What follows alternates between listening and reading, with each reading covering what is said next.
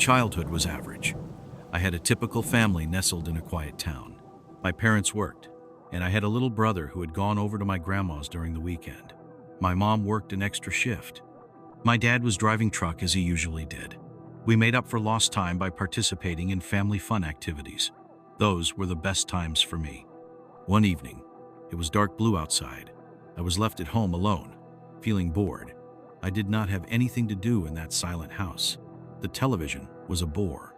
So I took out my PS4 from the bedroom to playing on a big television because the screen was much bigger compared to the one in my own room. Just as I was connecting wires, I suddenly had a hunch that I was not alone. I felt as if someone was watching me over my shoulder. The noises frightened me as I saw in a dream about what my memories would be like. Reliving life like him. A man seen to be killed, feeling pain. I thought why my voice was the harshest in scaring a big, ugly man. As he stood motionless, looking weak and fearful, I felt troubled by his strength. All the same, this huge man was ugly. Then when I heard Mum pull into the garage, I felt relief. Still, I feared for Mum. What if this man was dangerous? At that moment, he did not move at all. It was Mum's shout of leave that sent him frozen. Even though she said it in loud words, there was no wonder he went.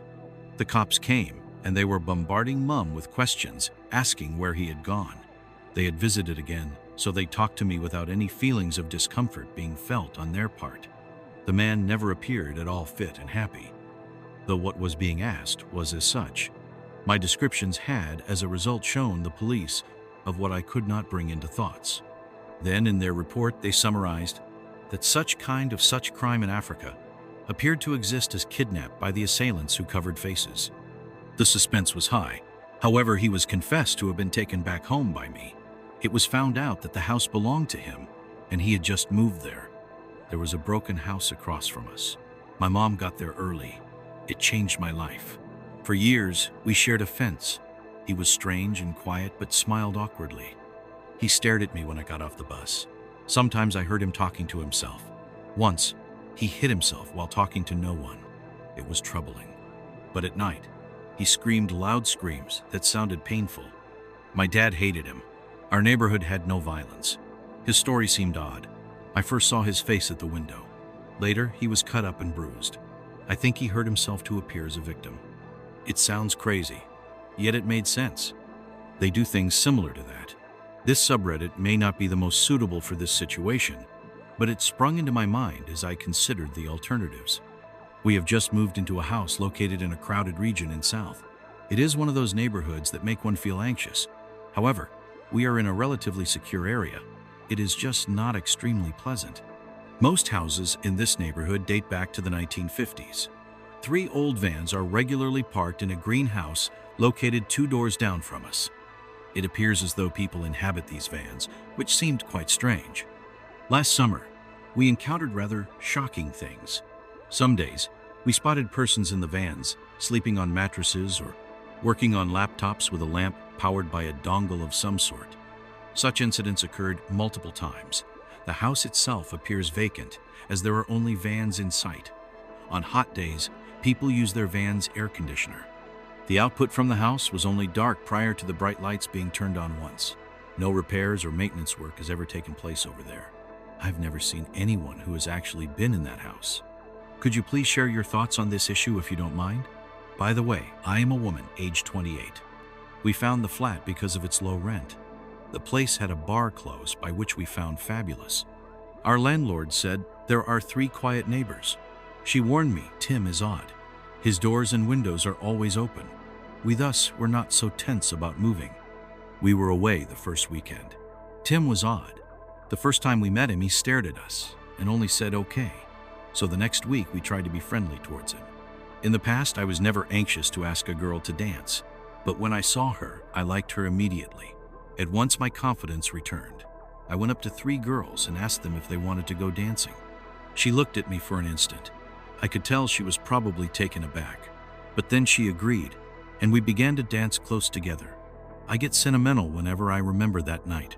How ironic it is that I am now an old man dancing by myself after having been a boy who lived life on the edge for 2 decades. As I looked at myself, one tear fell from my eye. The only thing I could think about was her alone as I started reminiscing my unpredictable life. I was so furious when my friend got to him too. I told her to ignore him, but anyhow, what was happening? It seemed that another cool and wise retro friend was going to leave us forever, which was such a sad day. Although there was sadness all morning, I hoped things would have changed a little, but they were still the same as last night. No single classmate showed up in class, not even one girl who never missed lessons before. The event took place anyhow and went on as usual with the classes demonstrating. As a subversive means of communication, we can strengthen our social ties and at the same time thwart the anti-AI campaigns and save the world one day. I felt uneasy closing the door behind me. There was an odd feeling about Tim outside. He questioned if we had seen any Asian woman. My boyfriend replied no, but he walked away silently afterward. Tim was upstairs when we returned. This time he asked about his missing mother. My boyfriend said nothing before shutting the door again. Early the next morning, a loud rap startled us awake. I checked but found no one. A cop was seen lurking below. It was Tim who reported a gunshot sound and screaming, yet my boyfriend had not heard anything. Something wasn't right with Tim. Another visit from Tim happened later that day. Tim was odd. My boyfriend suggested that he check with the other residents in our apartment complex, asking if they had seen anything suspicious. He received a message later from the former occupant which contained strange tales about Tim. Tim talked to himself often. One night they caught him on camera doing exercises at their front door. When he saw the camera, he bolted down the stairs. This compelled us to set up cameras around our apartment as well. My boyfriend has also become overly protective since then. Before I left for my family's place, I heard someone call out hello and move about outside of my room, which made me afraid again. It happened just after I left my boyfriend behind to go golfing, hence I could not ask him about it later. Also, Tim was heard on the upstairs again after the police departed. My boyfriend thought he was trying to find someone whom he could chat with. This made me feel uncomfortable way again. I have mentioned earlier in the comments, I wish to inform non-emergency police line if Tim exhibits any further bizarre or aggressive behavior towards us. I don't think that such situations would arise actually, but we need to remain ready always. However, in my opinion, it appears that he must be suffering from mental disorder, but it should not be used as an excuse for him to behave in such manner towards us. Tim has been saying odd things. Tim sought us in odd hours. He was likely the one who made us call 911, adding that they told us there would be no one to help him. On some situations, he yelled in public places. When we heard, we called the police. The police asked him if they had known him before. They agreed with what a woman said. When the institution had treated the behavior that shown to be dangerous, he was not so odd, but we too had been affected by him. I must go for long to try and keep away from him. I would have stressed both myself and my boy. There is also an animal in my house, which I do not know how would react. But I will not just isolate myself from him at a distance. It's so not long ago my family moved out of the old neighborhood. Joining the new school and making new friends failed to go as planned. My dad's job transfer was why we moved. The new location took less than an hour to reach, and there was nothing too bad about it. It was the start of the school year. There were many paths to walk that were not academic. As soon as I moved in the neighborhood, there was a girl called Lily who came directly to me. She was the only one who wanted a friend, but she was not like other girls. She had excess energy and I found her uneasy.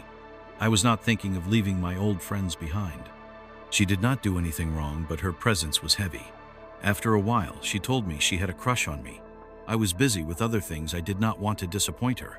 I was not interested in her. But she started coming to my house almost every day. Whenever I stepped out, I could see her around.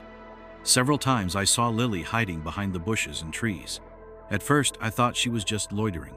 Then I realized she was peeping through my window, which was creepy. I started feeling uneasy about it. The first time I saw her at night, I heard a noise outside. When I looked out, I saw her running away. At first, I thought it could have been passing by, but it kept happening repeatedly. She was not just outside, she was looking inside my house. I saw her standing there, staring at my house. My heart raced, so I called the cops. They assured me they'd talk to her, but I felt they were laughing it off. It was as if I had to deal with her myself. The following night, I finally snapped. I got the hose and hid it up under my window. I aimed it outside with tinfoil at the end. When she came by again, I told my brother to turn on the water for me. Her terrible scream confirmed my plan worked before I reached the window. She didn't show up again, and I felt relieved. Like, who was the creep now? It seemed I couldn't escape such people. I'm quite shy. Men in general think that being kind means they can trouble me. Anyway, I am a 27-year-old woman trying to tell a story here. This started 2 years back in 2012. I rented a house at the end of the street beside a field. The neighborhood was average. I kept to myself. Due to work classes, errands, family lived away, and few friends were available. I liked my private life. I didn't have a car, so I had a routine: jogging early, work lunch, evening, sleeping, always attending classes or jogging on certain days. I used to think that the same life was silly, but that's how I managed my time. There came my neighbor who watched me all the time that I entered and left. At first, I thought nothing, but it was creepy, as it happened always. Eventually, he came and said hi in an overly friendly manner, which made me uneasy, although I just nodded and continued. I dodged the neighbor's probing queries without exception. He wanted to know what I did for work, why I never had any visitors, and so forth. My mantra, "I'm busy with work," was met with persistent scrutiny. My pulse quickened as he made a show of blocking my path during running. "Hey, I saw you with a girl recently. What was up with that?" This very guy melted a birthday cake that a friend had brought for me to share a few hours of our time together. How he had picked up on me astonished me. I wished that I could leave him in peace whilst running. What were these individuals attempting to get? My neighbor came out and blocked my way after my run. His face was red with anger. He said, "Let's talk." I felt scared and small compared to him. He crossed his arms in front of me. I backed away and asked what he wanted. He said he sees me walking alone always, and that he wanted to be friends, and more than that. I was shocked. I felt chills. I stepped back again because I could smell liquor on his breath. I was mad and told him he doesn't know me. How can he love me? I like being alone, and I had made it clear I don't want any of this from him. I shouted at him, furious that he snooped around and asked strange questions. I pour time and time again fall under your spell. I here declare once more that I shall not be your companion. I desire nothing to do with you. Henceforth leave me entirely by myself. This drew out an extremely unnatural laugh from him. It sent abject fear coursing through my veins. His laughter was the most absurd thing I would ever forget. All at once he thought it was so very funny. Meanwhile, rage had abounded within me. As I hardly ever raise my voice, it takes much to annoy me. Thus his groans turned into soft giggles. After some time he said, "You require saving indeed, neighbor dear. Yas, you're loved a lot. Not at all a lunatic am I, trust me." He momentarily paused there for a while. On that serious note, he told me that he knew me better than I thought. This being alone distresses me so very much that I walk alone each day. Therefore I suggest you stop exercising all alone around here. Come over. Let us lounge together with a drink. Be cheerful once in your life. Stop being so stern. This information stunned me. I was shaking with ire.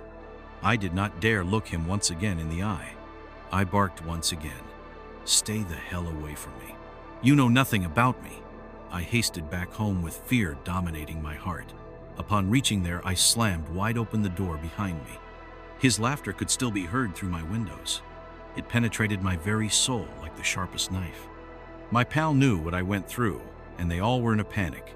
They told me to call the police, but I didn't. I wasn't sure if it was anything too important, or maybe I was simply timid to go through with it. That made me feel nervous. Whenever I noticed that he was near my house, I'd stay inside. I chose alternative routes. I even went through the empty field behind my house to keep away from him. I even joined a gym to work out with people. It used to seem like my avoidance strategy was working. But one day, as I was walking in the field, I unconsciously glanced up and saw him charging toward me like a bullet. My heart dropped. I sprinted back to my house and nearly slammed the door in my wake. My heart was pounding so hard. I felt shaky and panted deeply. Then I heard him banging on the door and bellowing my name. I didn't respond at once and waited for him to grow quiet. When he stopped, I cracked open the door cautiously and spotted a note on the porch. It had his phone number on it. I locked the door once more, then ripped the paper into tiny pieces. I called my friend and told them what had happened. but my moving out date was already nearing, so I just rolled my eyes.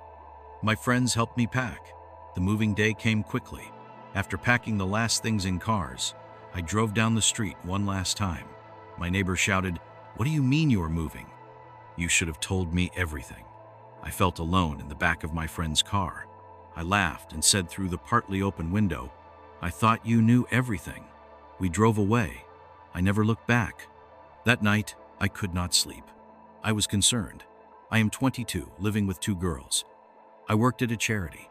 I went home to celebrate Halloween with my parents. We said hello to our neighbors. The old couple across the street was nice. The man was friendly, but then he accused us of putting trash in his bin. He said he had video footage of a short, stocky person doing this. I am 5'9". This is not me or my friends. The neighbor's trash had my underwear and more. He was mad and told my folks. He said my wife was sending him my Facebook pics with my name on the papers. I stayed outside with my boyfriend. The neighbor thought I'd thrown my underwear in his bin, but I denied it. This was very unsettling. I unfriended him.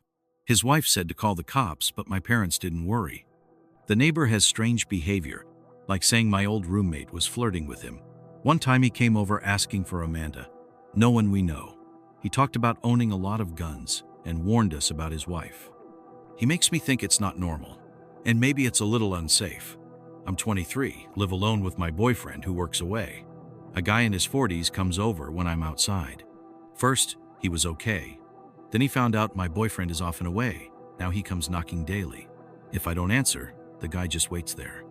I feared by it. Excused feeding him.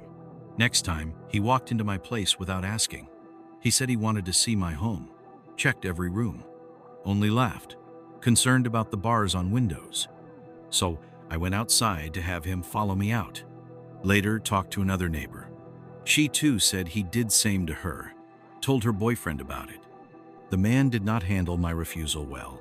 He planned a visit and I did not hear from him after that. I was terrified if he came again, so I hid and held my breath. Since then, quiet but still feeling under someone's control. Nights were waking up in conflict, believing he was doing something bad and strange. It may seem paranoid but can't shake off the feeling. In response to some comments, my windows are just glass, no locks for security. Building management can't do anything, but he has stopped bothering me for now. Seriously thinking of filing a police report to have a record for safety. Back in the mid-2000s, lived with parents finishing high school. Normal teenage girls study friendly, clear path arrival party. One neighbor, Karen, was old lady I put up with. She thought I was bad girl, but I don't remember what made her think this. Sundays, mother dragged me to church. Only one visit there. People strange, intimidating. Sunday outfit not suitable for church setting. My careless dressing was a big mistake. Many people whispered about my poor fashion sense. Karen thought she could show me how to dress. She asked my mom about it. Mom told her to mind her own business. But Karen kept watching me from her window. It became weird. She was obsessed with me. That lady knew too much about my life for comfort. I was no active person after all. Karen was a party girl. She always tempted Marilyn to drugs. There were secrets only I knew about Karen. It did not feel nice that she ought not go, however. The last party I was poking at her in it. Karen had strange habits of grabbing the neighbor's bin from them. Karen was a party animal, yet her friends grabbed it from her quickly when they saw it. My old teacher told me to study hard, but they did not understand what she said either. All they ever heard was the hissing sound of Karen's messages to me, asking for some money and a watch to go to parties. I was merely sorting school papers when Karen fancied I was executing dark arts or other insane rituals. She tirelessly endeavored to brand me as a malevolent teen, which honestly gave me the creeps. At 16, I was merely being normal.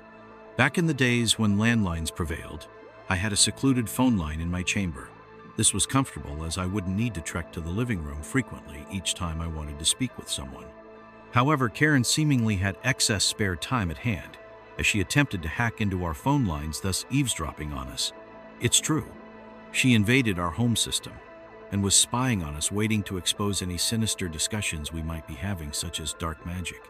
The shocking thing was that she recorded our conversations on her answering machine. We eventually discovered it the morning at 9 a.m. when she came over and knocked. Karen informed my dad, that I was into black witchcraft and conjuring demons. It had escalated to that extent her irrationality had gone too far.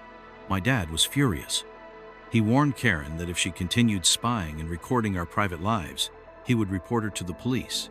But Karen, being Karen, continued her line of action, and it got worse. She went an extra mile of taking snapshots of me. I have no idea how she was managing that, either through the window or sneaking around the yard, but she was actually doing it. I took a picture of myself changing clothes. It was wrong to take pictures without asking first. When we found out, we didn't think much of it, but we filed a lawsuit against her. It really frightened me that someone could see those pictures. Eventually, she got arrested, and it was all over. I still live near the place she lived then, but I am now across the street. She hasn't been seen since she went to jail. I am relieved to have put that chapter behind me.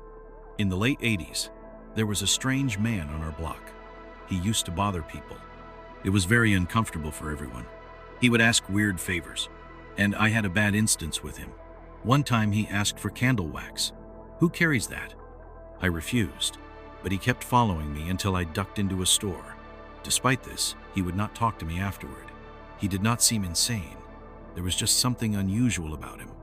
None of the crazy side of him where the riskiness is blotted out, where he is content to ask the weirdest stuff and just watch people for a while. It was the habit of this guy for years.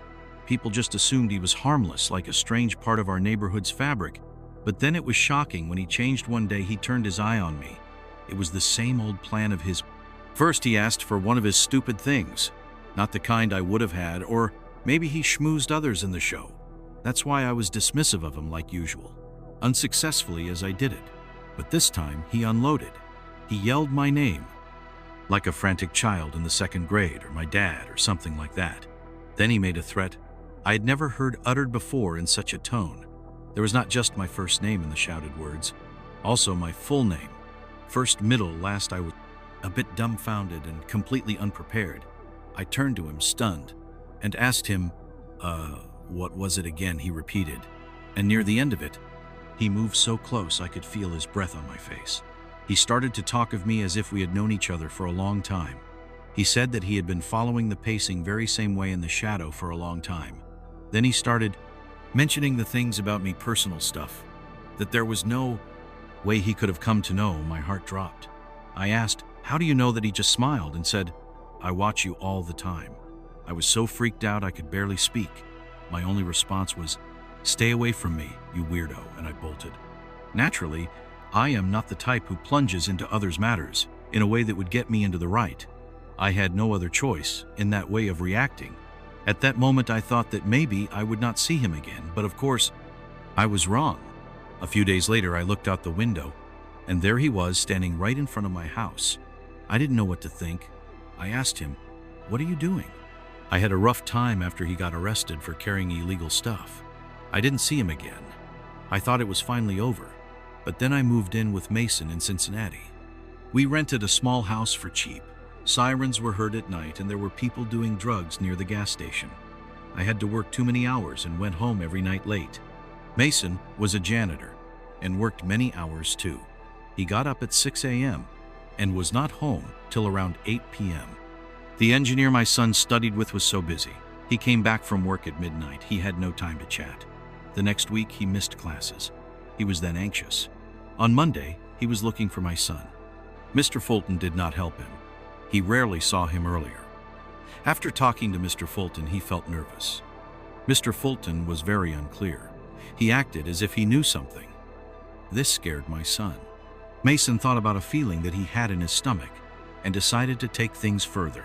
He called the police, but they couldn't do much, as there was no evidence to connect him to my disappearance. They couldn't search his house without a warrant. Mason felt desperate, but had a hunch he was in danger. He went into Mr. Fulton's home. It was a mess, like a hoarder's place. He shouted for me and heard my faint scream through the duct tape. I was powerless in the basement. Mr. Fulton had taken me 5 days ago, and I was just like a toy he tested to see how it worked. Mason did not hesitate to release me. He called the police, maybe lying a little bit to protect himself. We said Mason heard me scream, ran in to rescue me, and called the police. Fortunately, no charges were pressed against Mason. He felt happy that day. I remember Grandma saying we were very lucky. Never forget it, she insisted. I know it's true. I don't talk much about what happened with me lurking in the woods watching. It's mysterious, but I struggle. What was it aimed at by Mr. Fulton?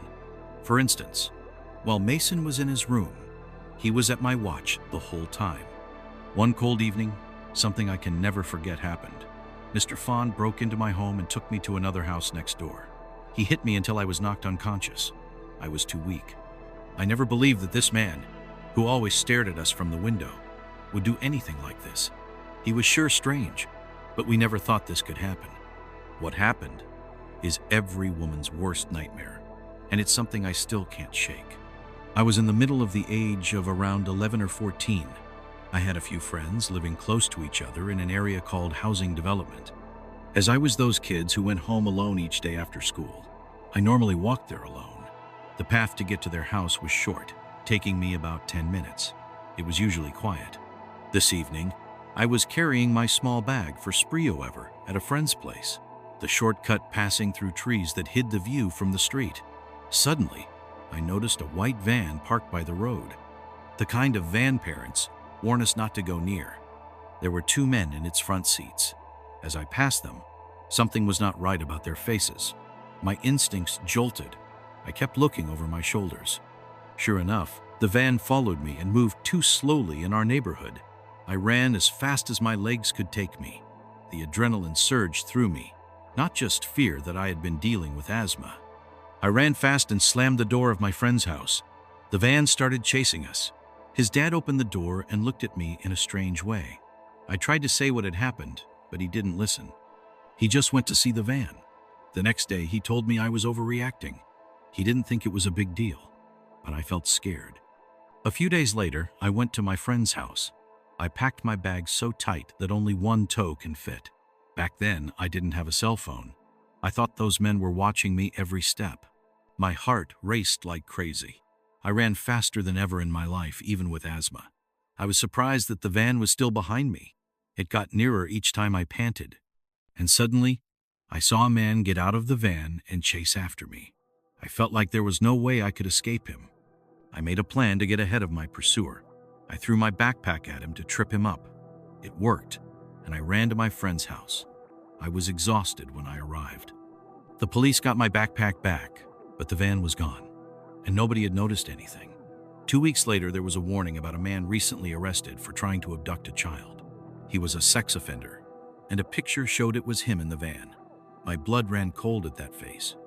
A month later, my neighbors seemed to have gone mad.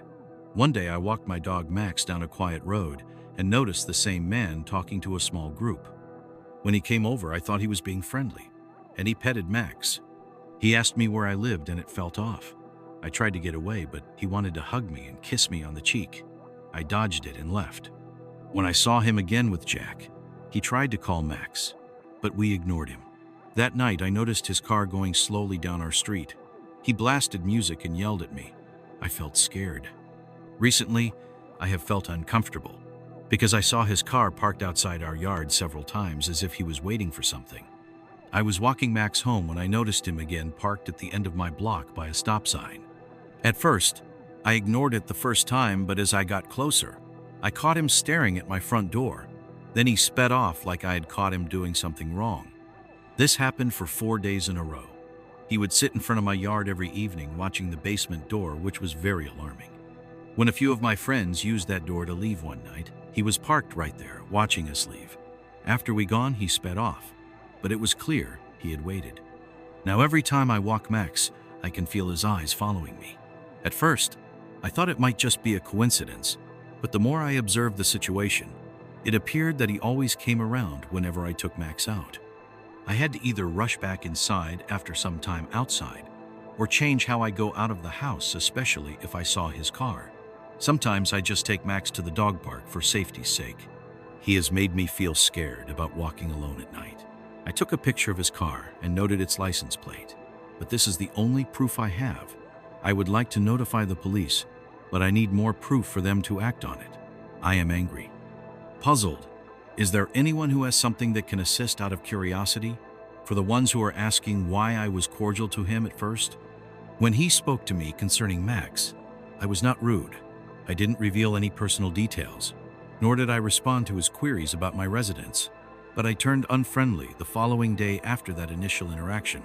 Hence, we kept him at bay. We told him several times to leave us alone, and Max even barked at him as well.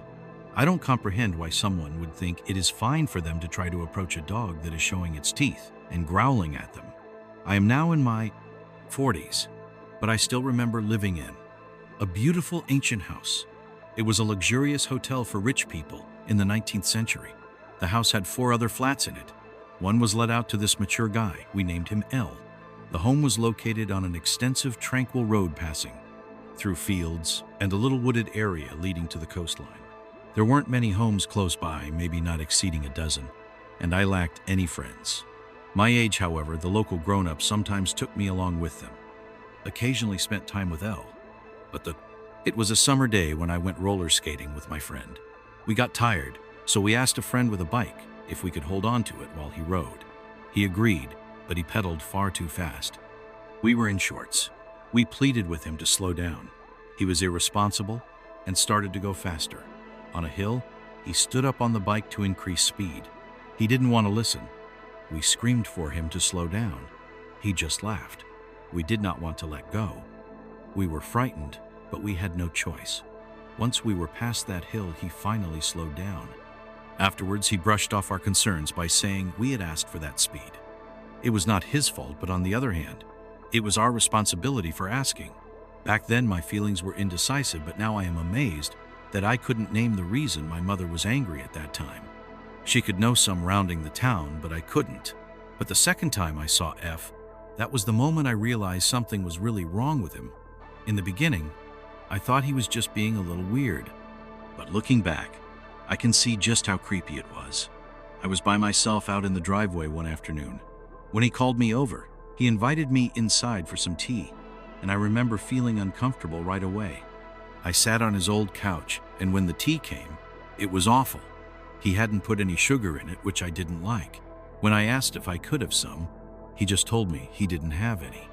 But instead of letting it go, he kind of pushed me to drink it anyway. He kept going on about how much trouble he went through to make it, and how I shouldn't waste it, even though I hated the tea. I drank it because he was an adult, and I didn't know how to stand up to him. I remember feeling really small and just wanting to get out of there, but I didn't want to seem rude. That night, I told my mom what happened. She immediately grabbed the phone and called him.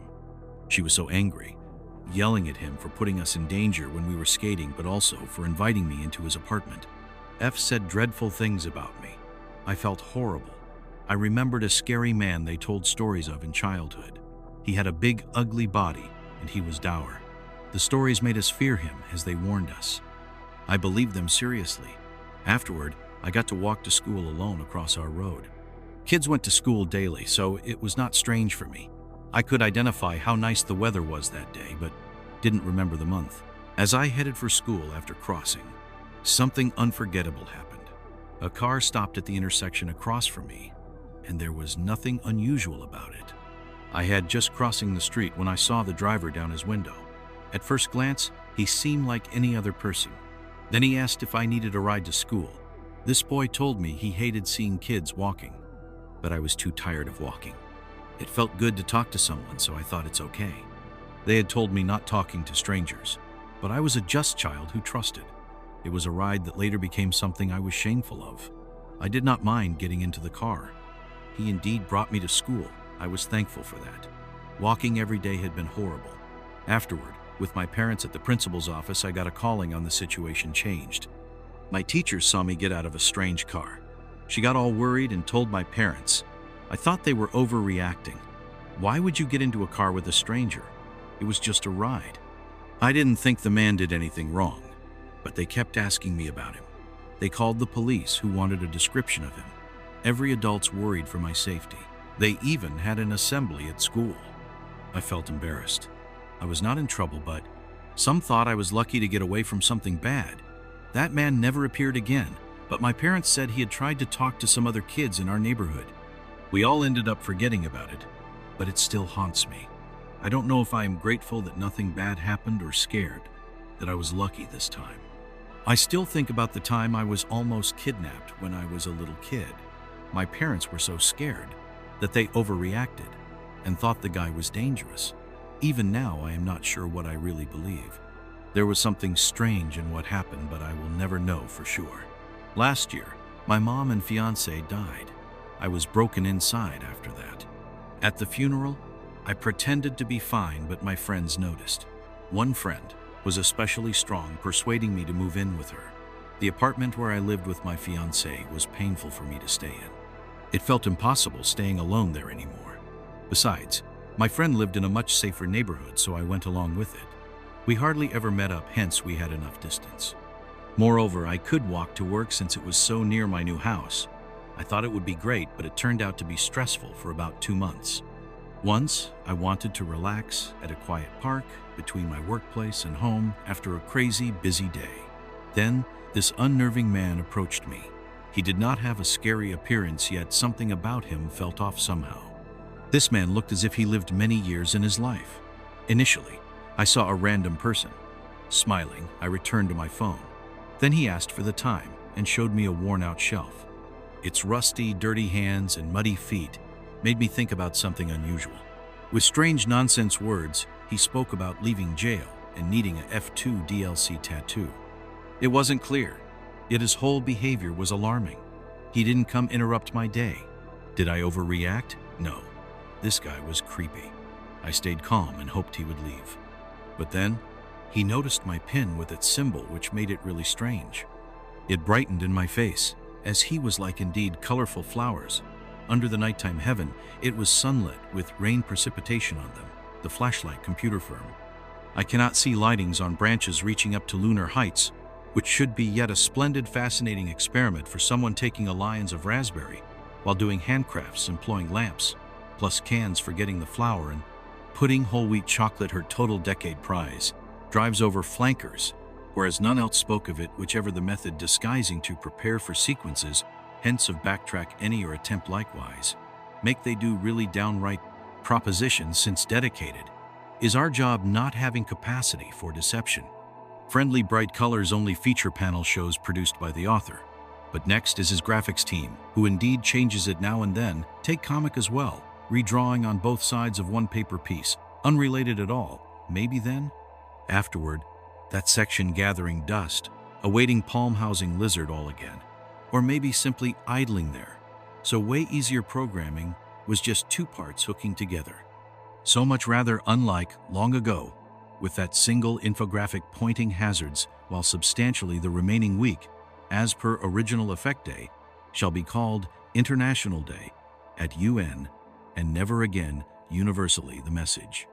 The different names of the workers will be known as the happy laborers of the universe, hence the struggle for liberty, fairness, and freedom to come adherence to them. Energy color is more crucial to the design building than the appearance modern tech improves buildings. Nothing historical can be seen as before. Such olden days remain on a page of one's mind. Some translate the new vocabulary. One day, at a gay bar, I went home with a guy. He commented that it was the ladies who trouble him on, that I left there, the flat on the ground floor. I loved it. There was a big terrace with a grill, hence perfect for summer gatherings. After the park incident, I felt uneasy. Our patio is close to the street, and the fence is low. It was easy for someone to sneak in. 2 weeks later, I awoke to a scream. A man was found sleeping at my door. My neighbor yelled at him. The man ran away, but I was scared. The guy from the park was back in my mind. Later, I heard knocking at my sliding door at night. It got louder, like pounding. I turned on the light, he ran off. I called the police. They checked the video. The man I saw at the park was on video. He came close to my door and my neighbors. He also hid at the post office when my roommate got home. The police think he followed me from the park or watched me on the patio. No one saw him again for weeks. My roommate got pepper spray. My neighbor with the army background kept watching out for me. This made me feel a little safer, even if it was a bit much. I felt scared. What if he's back? At 17 to 18, my sister and I once hung out in the backyard. Mom was doing chores while Dad was out. One day, Emily and I were just having some fun outside. I was on the trampoline scrolling TikTok while she was on the swings. We began sharing funny clips and laughing. Suddenly, our neighbor Susan called us over. We weren't too close to her, but our parents were, so it was strange that she would ask us to step over.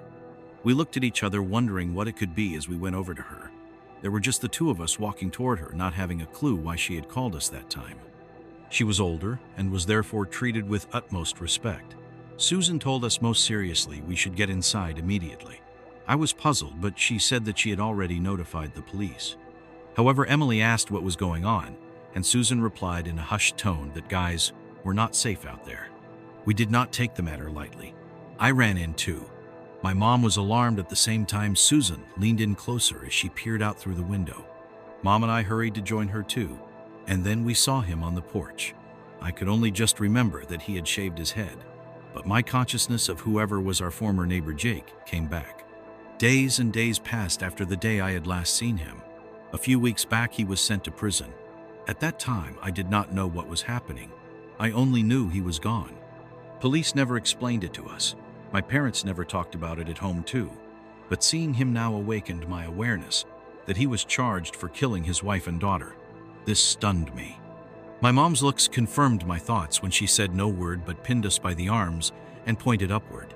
She told us to run to her room, lock the door, and that she would let us know when to open it. We ran upstairs in fright with our feet making noise on the floor below. I heard Mom on the phone calling the police again. We locked the door and had to wait in a state of panic. Emily cried while I tried to hold myself together, even though I was scared too. Mother was nervous. I could tell by how she walked about murmuring. We could sense her tension from the sound of her voice. This increased our anxiety since we didn't understand what was going on. Some minutes later, we heard a loud cry from below, followed by breaking things. Cold shivers ran all over me because normally Mom would rush onto us then in case there was trouble. But this time she didn't. We quickly locked the door, but we also realized that something had gone terribly wrong. They forced our door open. Someone was standing there with a gun. I don't remember how we managed it, but I heard Mom raging at him. She had to flip him. She screamed so hard. He yelled, "He would kill you, pound, pound, pound on the door." But it suddenly stopped forever long way. At least you could breathe. Sirens remote never got here before. Quietly footsteps shouting quiet down the hall. It was over.